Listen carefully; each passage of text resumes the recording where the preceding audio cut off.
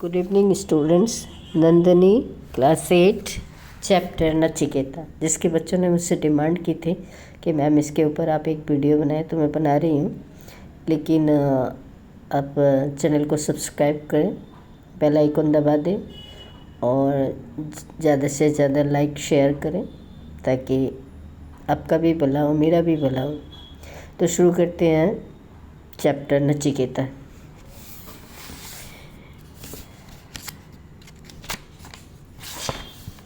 प्राचीन समय की बात है जब भारत में वेदों का पठन पाठन होता था। ऋषि अपने आश्रमों में रहते थे तथा शिष्यों को वेदों का ज्ञान देते थे।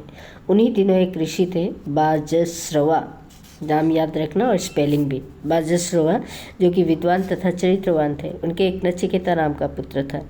उनके पुत्र का नाम था नचिकेता, तो पिता का नाम क्या था? बाजस्रवा।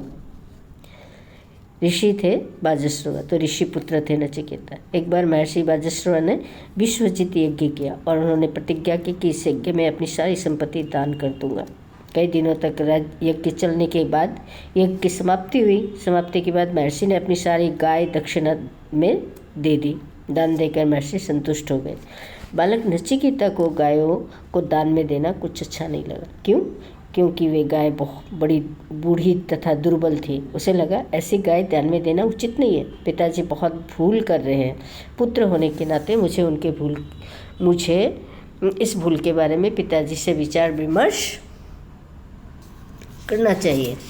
इसी उद्देश्य से बालक नचिकेता पिता के पास गए और बोला, पिताजी, आपने जिन बूढ़ी और निर्बल गायों को दान में दिया है वे इस अवस्था में नहीं है कि किसी को दान में दी जाए। महर्षि बोले, मैंने प्रतिज्ञा की थी कि मैं अपनी सारी संपत्ति दान कर दूंगा। गाय भी तो मेरी संपत्ति थी।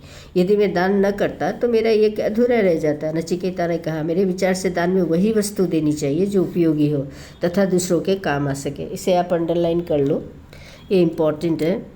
क्या? दान में वही वस्तु देनी चाहिए जो उपयोगी हो तथा दूसरों के काम आ सके।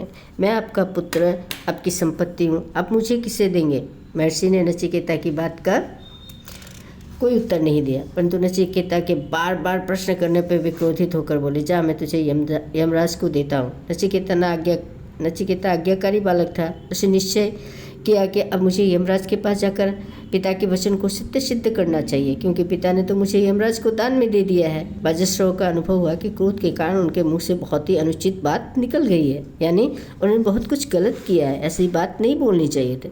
किंतु अब क्या उपाय है, ये सोचकर शांत हो गए। नचिकेता ने पिता से विदा ली और यमराज के घर की ओर चल दिया। यमराज यमपुरी में नहीं थे। नचिकेता ने वहाँ पहुँचकर उनकी प्रतीक्षा की। जब यमराज लौटे तो उन्होंने एक ब्राह्मण बालक को बैठे देखा। वे बालक को इस दशा में बैठा देखकर बहुत दुखी हुए। उन्होंने देखा कि ये बालक अन्य बालकों से बहुत भिन्न है, यानी अलग है। उसके मुख पर तेज तथा दृढ़ता झलक रही थी। जिन यमराज के नाम से भी सभी मनुष्य थरथर काँपते हैं, उनके सामने ये बालक बिना किसी भय के स्वाभिमान के साथ खड़ा था।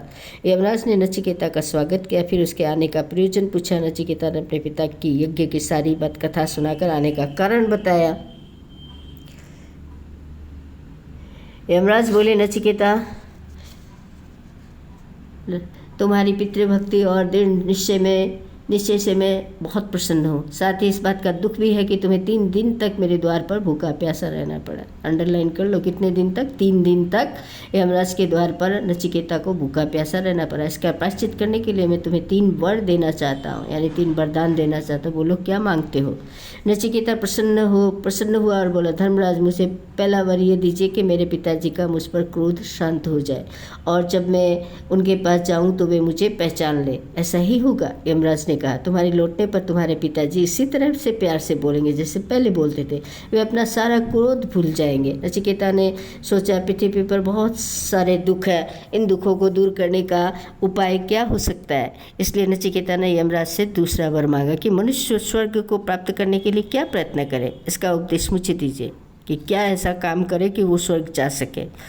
अब मुझे इसका उपदेश दीजिए। यमराज को आश्चर्य हुआ कि इतना छोटा बालक इस लोक में सुख देने वाली वस्तुएं न मांगकर अदृश्य स्वर्ग लोक के बारे में प्रश्न कर रहा है। यमराज ने नचिकेता को सारी विधियां समझाई जिनसे मनुष्य स्वर्ग प्राप्त कर सकता है। नचिकेता ने जितना सीखा सभी यमराज को वैसे ही सुना दिया। उसकी तीव्र बुद्धि और स्मरण शक्ति से यमराज बहुत प्रसन्न हुए। उसकी तीव्र बुद्धि और स्मरण शक्ति से यमराज बहुत प्रसन्न हुए। इसके पश्चात यमराज ने तीसरा वर मांगने के लिए कहा। नचिकेता ने कहा, मृत्यु क्यों होती है? मृत्यु के बाद मनुष्य का क्या होता है? वह कहाँ जाता है? प्रश्न सुनते ही यमराज चौंके। इतनी कम उम्र के बालक से इतना गंभीर प्रश्न सुनकर यमराज चिंतित हुए। उन्होंने कहा, संसार की जो चाहे वस्तु मांग लो, परंतु ये प्रश्न मुझसे मत पूछो। किंतु नचिकेता ने कहा, आपने वरदान देने के लिए कहा था, अतः आप मुझे इस रहस्य को अवश्य बताएं।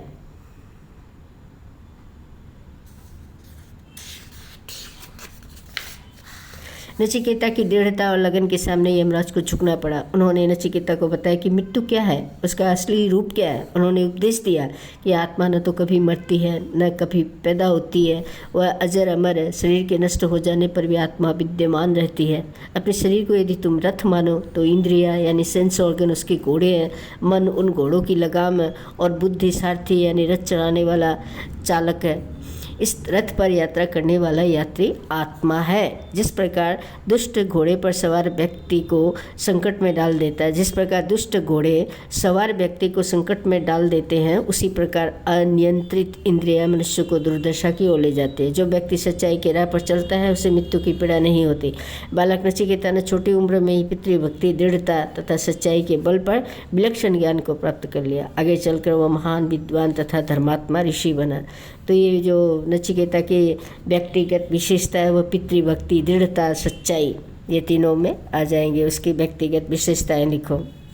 प्रश्न है, नचिकेता को अपने पिता के द्वारा गायों को दान में देना अच्छा क्यों नहीं लगा? तो यहाँ पहला नंबर पे इस पे आ जाओ। लास्ट पैराग्राफ में देखोगे, बालक नचिकेता को गायों में देना, मैंने यहाँ ब्रैकेट में रखा है, यह आया नहीं शायद। बालक नचिकेता को गायों को देना उचित अच्छा नहीं लगा। एक सेकेंड रुको, कुछ किया जा सकता है क्या?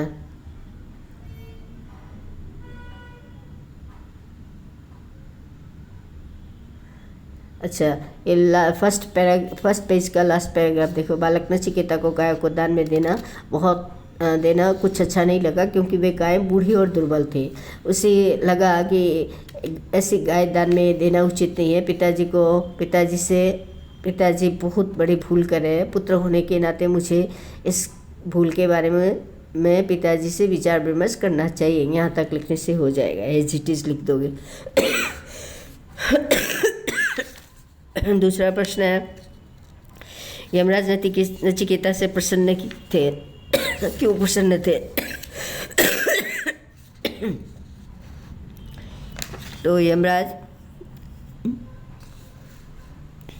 नचिकेता से क्यों प्रसन्न थे? तो इसका अर्थ है उसकी तीव्र बुद्धि और स्मरण शक्ति से यमराज बहुत प्रसन्न थे।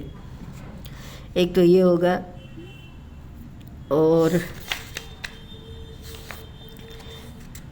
मेरे विचार से नहीं, एक ये भी है, नचिकेता तुम्हारी पितृभक्ति और दृढ़ निश्चय से मैं बहुत प्रसन्न हूँ।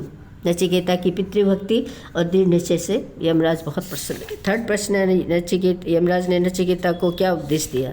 तो ये लास्ट नंबर पेज में है।